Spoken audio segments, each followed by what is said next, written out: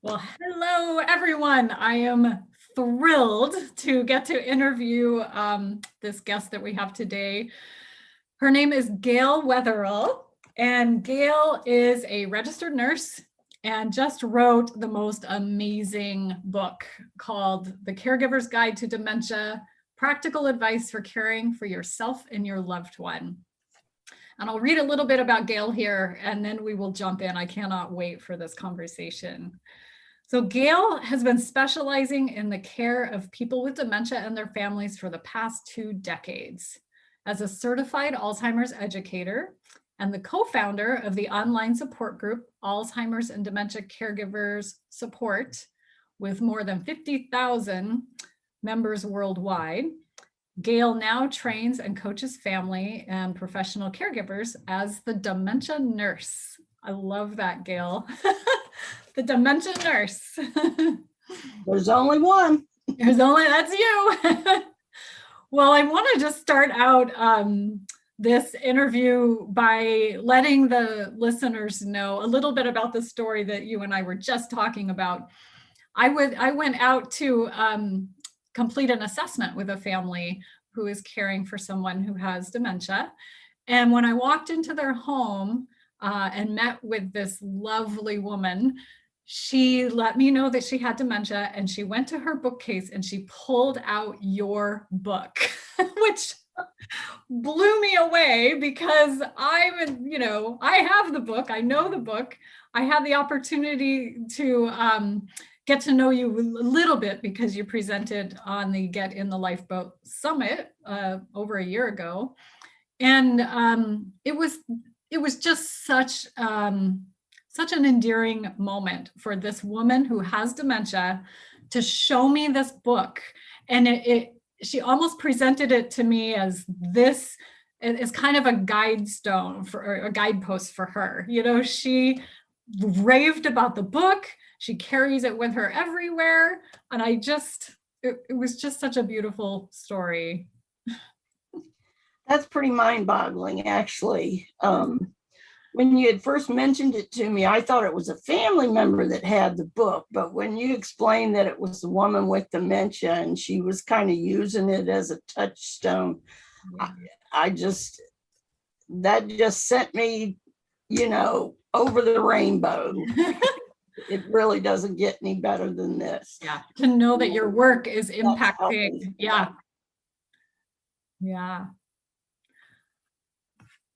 Oh, it looks like we froze up for a second. Doing what I hoped it would do.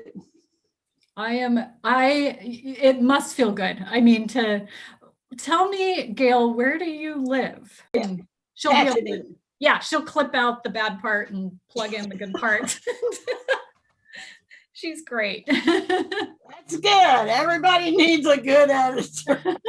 I wish we had one of those right here during the day. I'm telling you, man. Oh, mercy. Oh, well, I was so excited when you told me about this lady that was, actually, you sent me a photo. She had agreed for you to take her picture. When I saw it, I thought she was a family member. So when I found out that she's actually living with dementia and was using the book as kind of a touchstone, it did. That just sent me literally over the rainbow, because when I wrote that book, my fervent hope was just that it would go as far and as wide as it was meant to go and help as many people as it was meant to help. So that just made my year. It really did. I'm so happy. I'm so glad I shared that with you. And it kind of brought tears to my eyes when she pulled it out. I just couldn't believe. Yeah. So, because where do you live, Gail? Where are you located? Virginia. I'm in Charlottesville, Virginia, home of last year's NCAA. I love it. Well, I'm in Olympia, Washington. So the fact that that book found its way into this gal's living room was pretty neat. It's a beautiful thing. Well, tell me a little bit. I would love to hear, and I'm sure our audience would too. What got you into this work? What's your story? How did you end up working with family members who are caring for someone with dementia? And Well, there I was minding my own business. Actually, my love affair with people living with dementia started over 40 years ago when I was a nursing student at University of Virginia. And I had an incident during a clinical rotation one day that I didn't know it at the time, but it was definitely a sign of things to come. I was a third-year nursing student, and you have to go to the hospital a couple of days a week and do your clinical, where they assign you to one patient. They make you wear this dress and apron that they might as well tattoo you saying, I know absolutely nothing because I'm a student, so don't ask me anything. So I'm there and I'm taking care of this woman up on the internal medicine floor, but it was a semi-private room. And the woman in the B bed actually lived at what we call Western State, which was at the time one of the few state, quote unquote, psychiatric hospitals. It was a descendant of the asylums. And basically with all the Nurse Ratched things you kind of think about from that, because this was like 1978. Wow. So and her name was Annie, and Annie lived at Western State, and she looked like it. She was tall and thin, and she was African American, and I swear I don't think anybody had touched her hair for God knows how long. But for whatever reason, that afternoon, she went off. I'm there minding my own business. All of a sudden, there's a hubbub on the other side of the curtains. Other nurses start coming in, and I can hear her screaming at the nurses, no, stop it. And the nurses are like, don't bite me. We're trying to help you. You need to do this.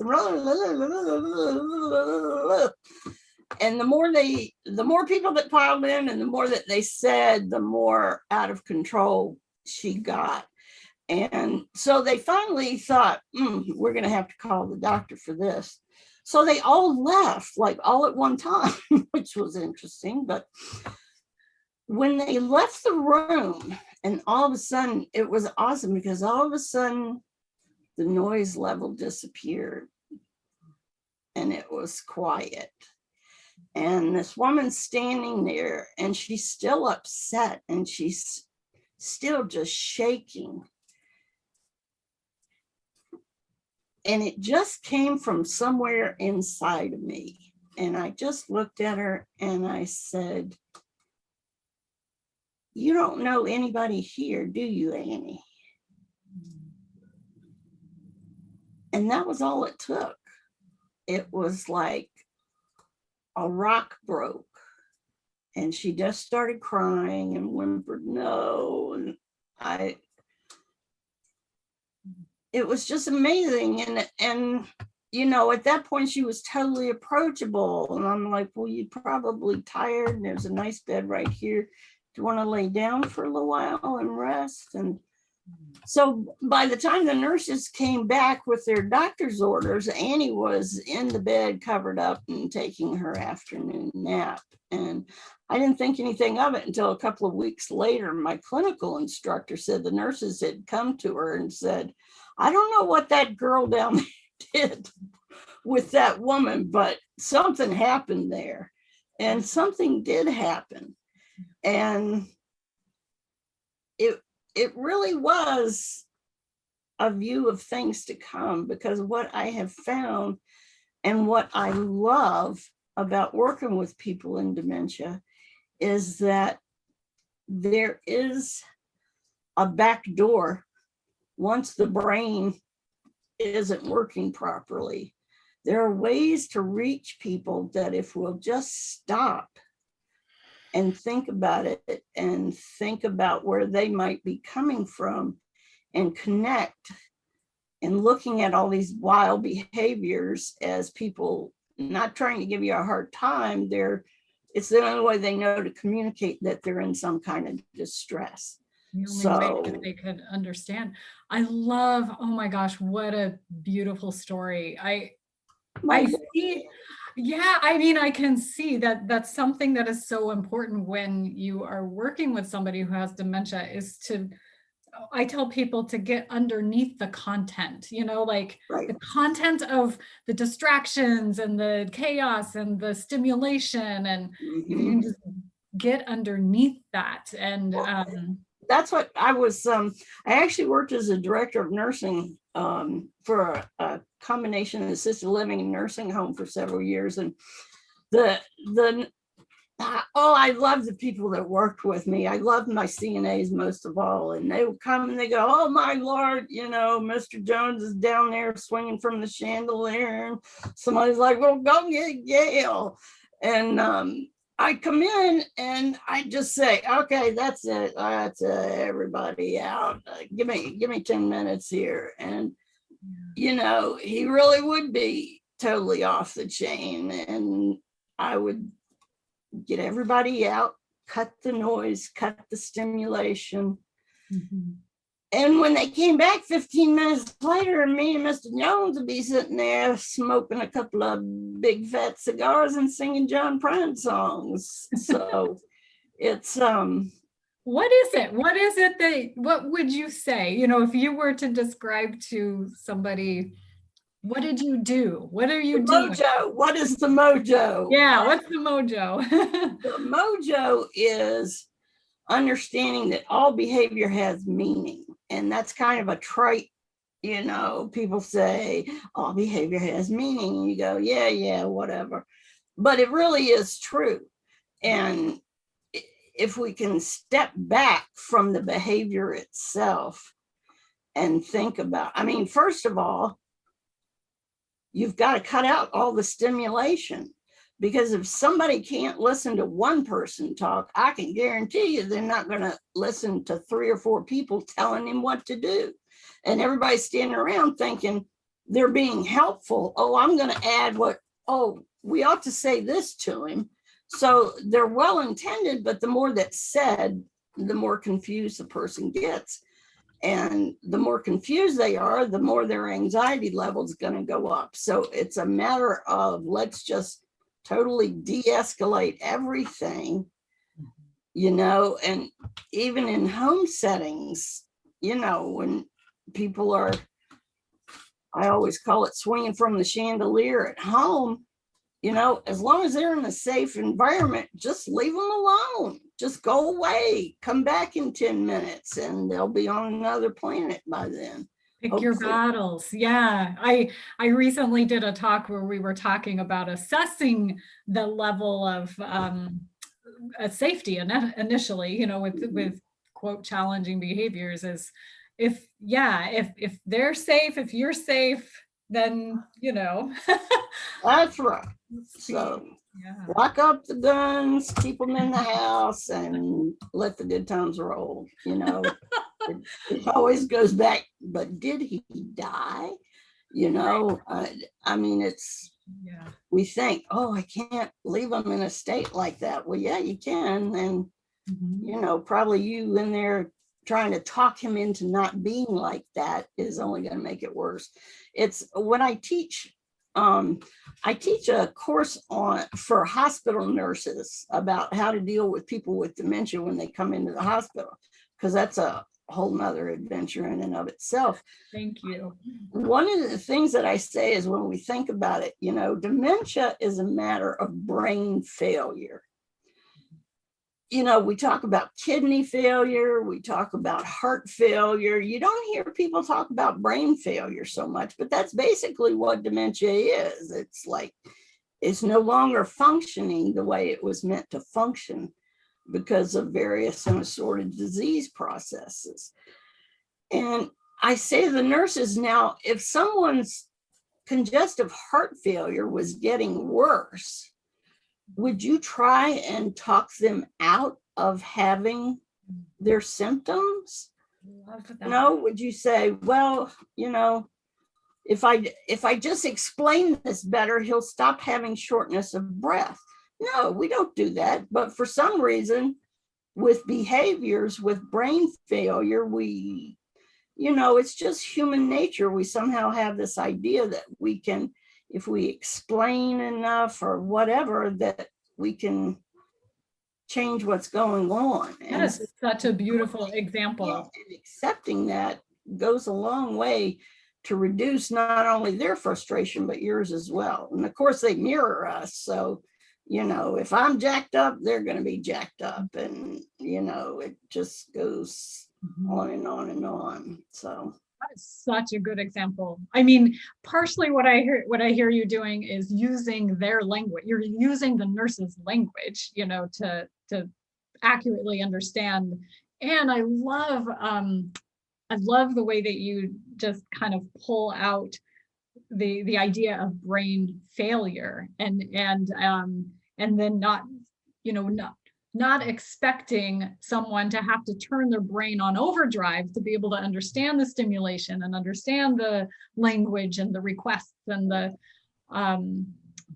just really good information. I know that's going to be helpful to so many to reframe that. That's a big part of why I've been so rabid about during the pandemic about hospitals saying no visitors under any circumstances, including for people with dementia, which is, it's abusive. Yeah. Let's talk about that. Yeah, I'm really, I have seen so much, as have you and other family members and healthcare professionals. I think that everybody is, if not concerned, infuriated about what we're seeing with our older adults, especially those that don't have a voice. Well, if you have dementia and you go to a hospital and nobody comes with you, then you have no voice, and nobody seemed to be that concerned about it. There was actually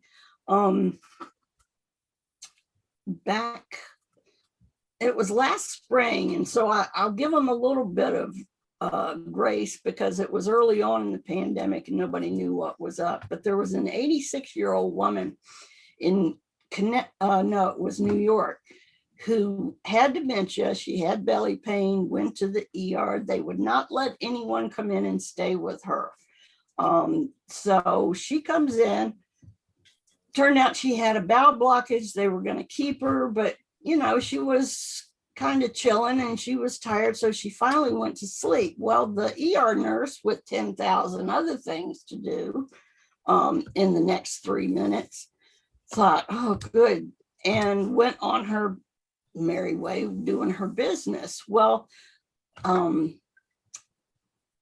Janie was the woman's name. Janie woke up and had no idea where she was, and nobody was around. So she does what makes sense. She pulled the EKG leads off her chest, goes toddling down the hall to find some humans and see what the heck's going on. Where am I and why am I here? And as she came up the hall, she stumbled. Well, there was another patient standing in the hall with a rolling IV pole that she was pushing around with her IV hung on it. And so it was right about there that Janie stumbled. Well, she instinctively reached up for the pole. The other patient became furious because everybody was freaked that if you look at me, I'm going to get COVID from you. Mm-hmm. So when Janie reached for the pole, this woman went berserk and shoved her really hard. She fell backwards and hit her head, sustained a brain injury, and died the next morning from the brain injury. So, these things that we've set up to quote unquote protect people are killing them in the same way that, they say, we don't want anybody in the nursing homes because you're going to bring COVID and that's going to kill them. Well, being deprived of their loved ones for a complete calendar year is killing them faster. It is, yeah.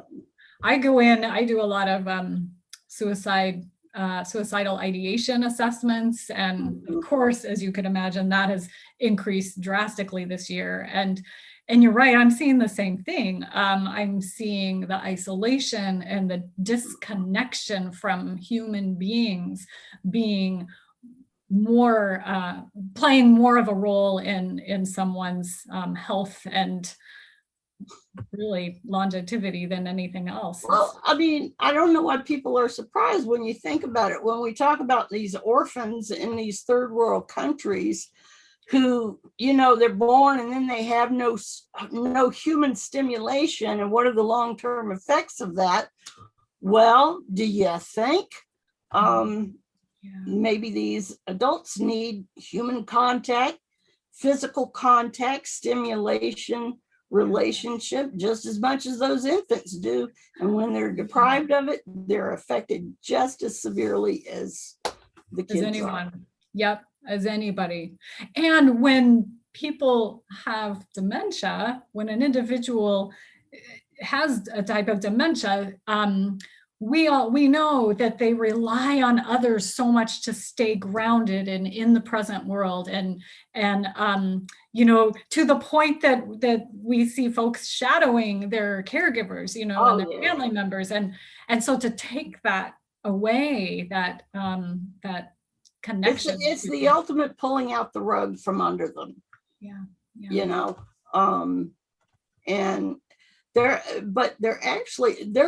have been some different lawsuits. There actually was a gentleman, I believe it was in Arizona, whose wife was in a home, and he sued and actually won the case. He said they had no right to keep him away from her. And I wish more people had done that. There was, as far as the hospital, not letting people with dementia have somebody stay with them, there were several advocacy groups that filed a complaint with the Federal Office of Civil Rights. They filed a complaint against the state of Connecticut and Hartford Hospital that the hospital was discriminating against people with dementia because of their policies. Those patients were getting care that was not up to the same level as other patients were getting as a direct result of their disability.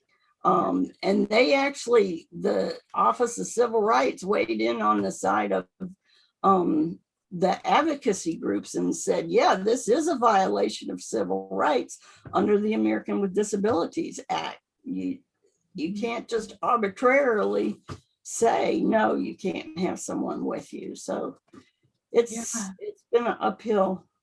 It has, and unfortunately, you know, it's been bad, and that's why people are starting to speak out. And do you have any? I'm curious. I'm sure our listeners are curious too. Are there any are you aware of any advocacy groups or people can reach out? We have a lot of listeners that are not only caring for their loved one in their home, but also caring for a loved one who lives in a facility or their loved one when they go to the hospital. Well, if a loved one is in a facility, their best bet is to talk to an ombudsman. And even though it varies a little bit from state to state, they are advocates for residents and families. And all anybody has to do is pull up Uncle Google and type in ombudsman, OMBUDSMAN, ombudsman in X for their state, and they can find the ombudsman for their area and how to get in touch with them. That ombudsman actually have a national group. It's the National Consumer Voice for Quality Long-Term Care. And unfortunately, they got saddled with that, 3-page title. because somebody many years ago that initiated it, I don't know, it was too many words, but anyway, we call it the consumer voice. And if you look, if you Google the consumer voice, you will eventually find this organization, and they are right up in the middle of dealing with Medicare and Medicaid at a federal level and helping people advocate at state levels to get these things changed. Wonderful. That's great. I didn't realize, I'm very familiar with ombudsmen or ombudswomen. Yeah, I know, like, whatever. But I love to hear that that on a national level, they've been so involved in what's happening. And they have been rattling chains from the get-go with this whole thing. And in fact, just a few weeks ago, well, I think it was March the 10th, Medicare, Medicaid, the federal office, CMS, you'll hear people say it's the Centers for Medicare and Medicaid, that's who sets the national standards for nursing homes. Finally came out with a new set of guidelines. Now that people are vaccinated, it's like, okay, you were keeping me out so now what's the deal? They finally came out with new guidelines saying that residents had a right to have their family members with them. Unfortunately, that is their set of guidelines. They don't have the authority to make that law. Each state sets laws. The legislature says you can go in, you can't go in, what the guidelines are for that state. And, I don't remember ever a time when state legislatures ignored or bypassed the guidelines of the Central Medicare group.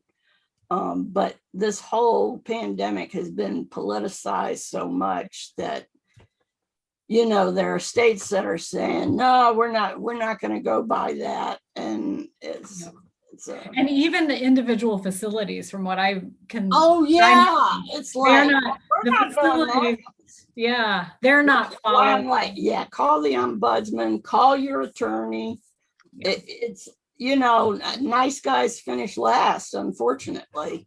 And time is of the essence. I mean, exactly. It's like, well, the whole thing with the hospitals not letting families in. And, I knew the Office for Civil Rights was working on it. Everybody was screaming about it. But it was obvious that, hospitals, hospital associations are like, it's like trying to turn the Titanic. By the time you turn the damn thing, it's already, hit the iceberg and sunk. Yeah, the damage is done. One of the things that I did was I was like, okay, I've got this huge audience in this Facebook group that is for dementia caregivers. So what I did was I was like, okay, well, we just need to educate people what they can do, when they go to the ER. And so I made them a little card to keep in their wallet. Okay, this is what you say when you get to the ER and they say, no, you cannot go in. You tell them, 1, my loved one cannot provide informed consent, and they cannot monitor and maintain their own safety. Don't just stick to the script. Yes. Number 2, you say, I will need a copy of the hospital policy saying that I cannot accompany them. Because what you find half the time is people are saying, well, this is the policy. Well, no, actually, now that you mention it, that's not the policy. So you tell them they can't take care of themselves. You need a copy of the policy. And the third thing you say is, I would like it noted in the chart that I made you aware that my loved one cannot maintain their own safety without direct supervision at all times. by the time you say those three things, 9 times out of 10, they're going to go, oh, what the heck? Because when you start, using legal type language, the bullies. And you're making sense. I mean, you're calling it out and it makes sense. Yeah. I mean, tell me what about that is not true? What about that is aggressive or, and I always tell families, I'm like, look, here's the one thing you got to remember. The person you're talking to in the ER is not the person who set the rules. So, it's the old, you can catch a lot more flies with honey than with vinegar. So no matter how angry or disgusted you are with the situation, to back it down and just, take out your little card and read it if you have to. But, just keep it cool, but assert your rights. And this is perfect.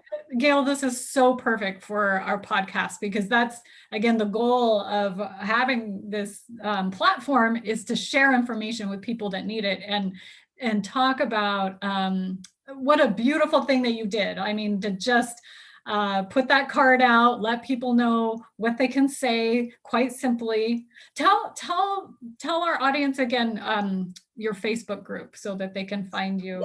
If they go on Facebook and they look up Alzheimer's and Dementia Caregivers Support, just type that into the search bar. A couple of different groups have come up. We'll be the only one with, actually, we're up to 53,000 members now. Wow, congrats. Our profile picture is big purple flowers. So you can find us. You have to answer a few questions to get in, because we are very aggressive about keeping out salespeople, researchers, etc.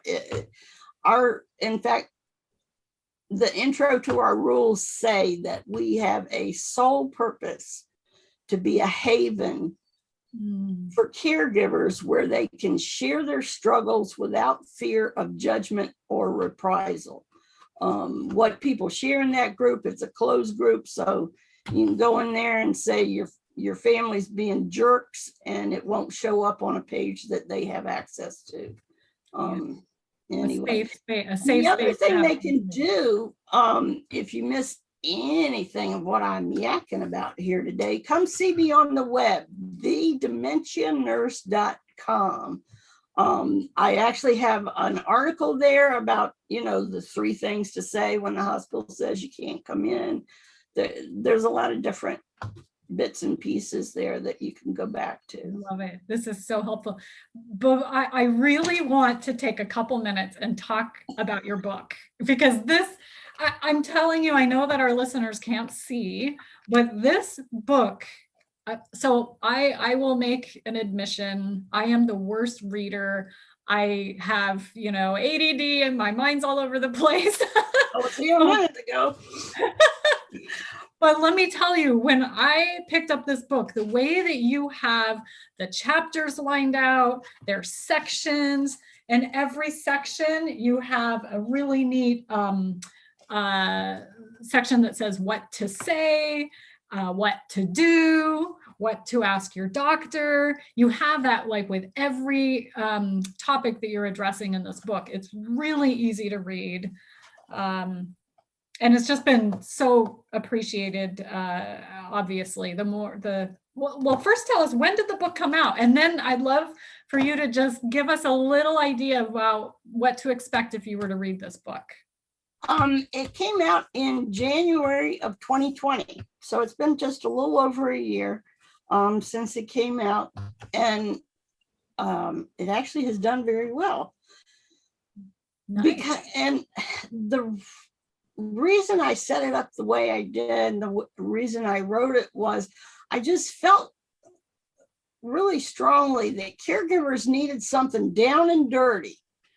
I don't have time to read a 16-page chapter to find out about, what am I supposed to do here? Or who am I supposed to call?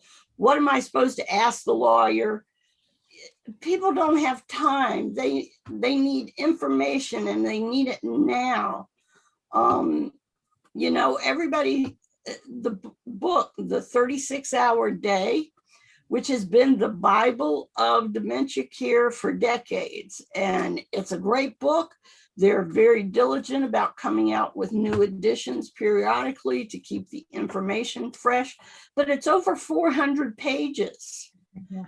And, the Caregiver's Guide to Dementia, I think it's like 183, somewhere in there. Let me tell our audience, you've separated it into 3 parts.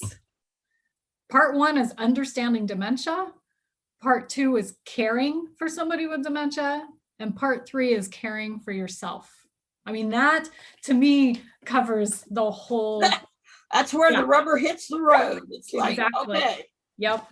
And thank you so much for including that third. I think that so many other healthcare professionals and other folks that aren't living with or caring for somebody that has dementia, they don't fully understand the importance of caring for the caregiver and why that's so necessary. So thank you for putting that as your third section in your book. The thing is, and a lot of times when people say to caregivers, well, don't forget to take care of yourself, and you're like, well, great, I'd love to. Which day are you going to come by and stay with them so I can go care for myself?